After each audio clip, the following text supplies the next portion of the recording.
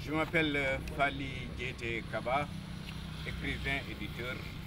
lauréat prix international de poésie MAPI. C'est dans le cadre de mes activités culturelles, de recherche, activités qui aujourd'hui nous amènent ici à ce lieu mythique et mystérieux et la place de souvenir à nos morts pour la France. Je salue la presse que vous êtes, je salue les autorités ici présentes. Cette place est une place très symbolique, très historique. Comme je venais de le dire dans ma communication, c'est pour sortir d'un massacre de jeunes ayant tout donné à la France, occasion à laquelle cette place a été érigée en 1944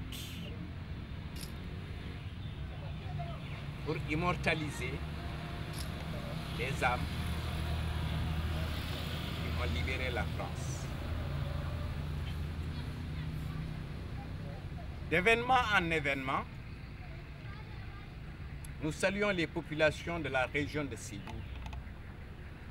les populations de la Casamance, généralement du peuple sénégalais et africain.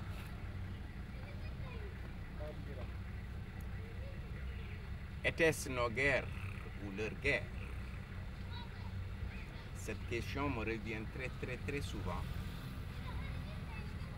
parce qu'il y a lieu de se poser des questions relatives au passé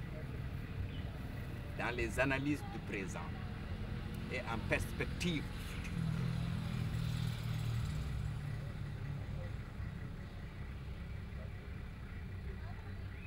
Nos grands-parents sont partis.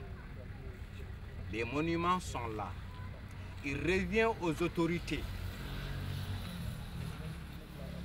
communales,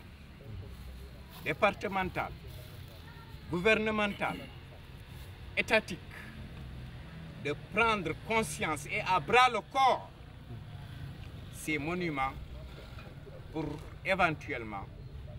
combler un vide. Parce que ceux-là qui sont partis et qui ont engendré ces monuments ne méritent pas le dos des pelles des fossoyeurs du temps et des hommes. Cela mérite d'être réhabilité. Cela mérite une histoire, une attention, parce qu'ils ont été l'incarnation de l'histoire dans l'histoire. Ceci étant, aujourd'hui, cette place de souvenir à nos morts pour la France, nous demanderons aux autorités de prêter une attention particulière, de réhabiliter ce lieu qui a honoré et qui continue encore d'honorer de génération en génération une nation. Une nation. Je prendrai par l'hypothèse de Léo Frobonius, l'ethnologue, les trois phases évolutives d'une nation se résument en, premièrement, la phase de gestation d'une nation. La deuxième, c'est la phase de la prise de conscience d'une nation. La troisième, c'est la phase de la formation de l'État qui s'identifie à la nation et la prend en charge. Nous saluons les autorités qui se sont succédées étatiquement et gouvernementalement jusqu'ici, dans l'espoir que l'État prendra en charge la nation dans toute sa diversité et aussi et surtout dans toute sa complexité et sensibilité pour éventuellement, dans la paix, atteindre un objectif national, un objectif mondial, un objectif de paix et de cohésion par rapport à ce que disent les Mandinks. Mandinkol ko iman kulo min tara farli ite kana ko kulo farlati. Ceci est valable pour toutes les entités religieuses. Pour toutes les entités religieuses, étatiques, traditionnelles. La natte que tu n'as pas trouvée déchirée, tu n'as qu'à tout faire pour la quitter intacte. Donc, soyons humains, parce que toute personne n'est pas forcément un humain, mais tout humain est une personne.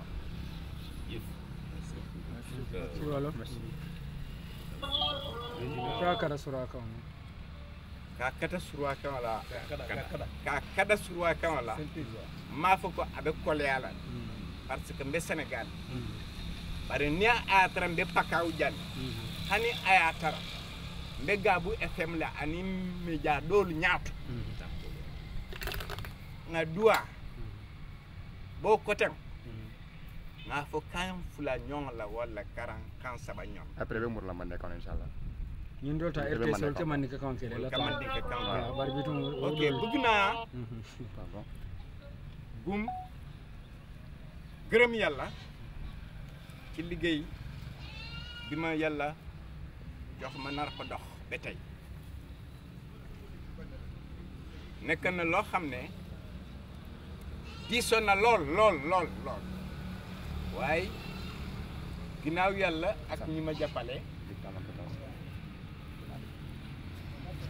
alhamdulillah rabbil alamin ci place bi ñu nekk nii tey nekk na ci ay jamono nekk na ci ay jamono ay nit pour dimbale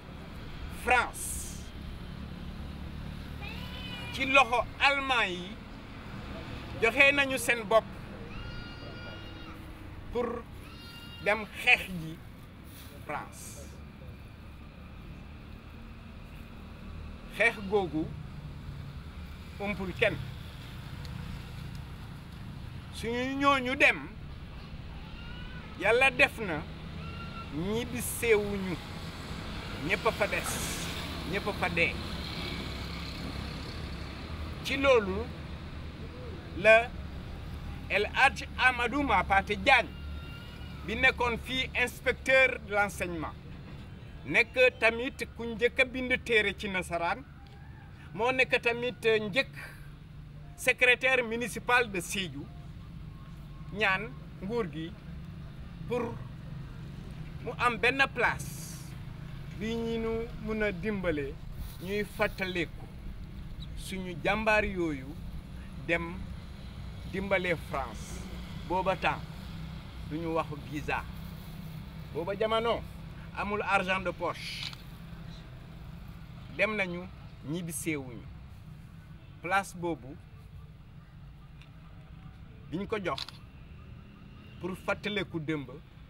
mooy bii place tax na tey ak yéen waa presse ak samay mag ak samay àndandoo ak samay rak ñu def fii loo xam ne waxtaan la bi ñuy tuddee conférence de presse maa ngi gërëm ñëpp ñu fi teew ginnaaw dañu ne ku fa war a teew am njëriñ moo gën teew ñàkk a njëriñ ci mboolo tey gërëm naa yàlla sant naa yàlla di gërëm waale suñuy kilifa diine suñuy kilifa aada suñuy kilifa état suñuy kilifa gouvernement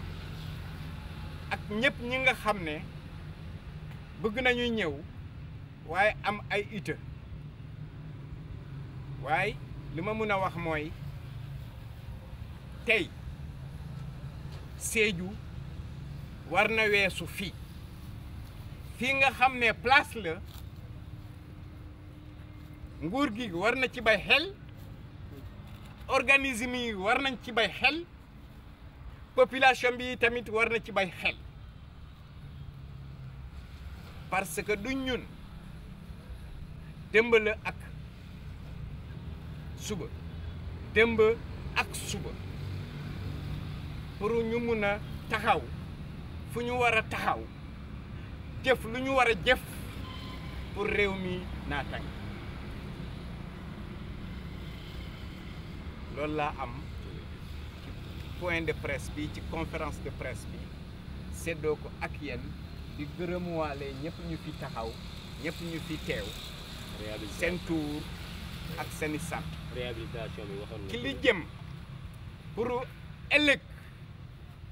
ñu xam ne que fii nii la lii la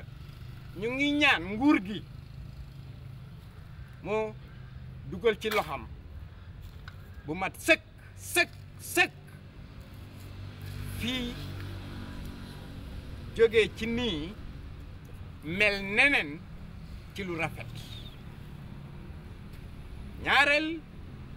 doléance ñaareel ñaan mooy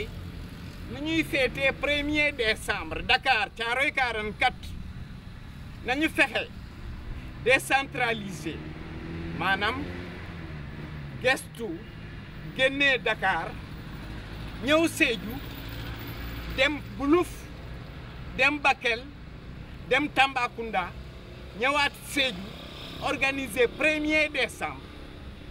li jëm ci bañ a fàtte suñuy jàmbaar ñi nga xam ne sacrifié nañu seeni bakkan seeni famille seeni lépp pour dimbale doomu aadama doléance yooyu na ma jàppalee yàlla na ma jàppalee population na ma jàppalee nguur gi parce que ñun dañuy dem mais ëllëg pour ñu mun fi bay loo xam ne mun na jar nattali maa ngi leen gërëm yéen journalistes yi kenn ku nekk ci santam ak organisation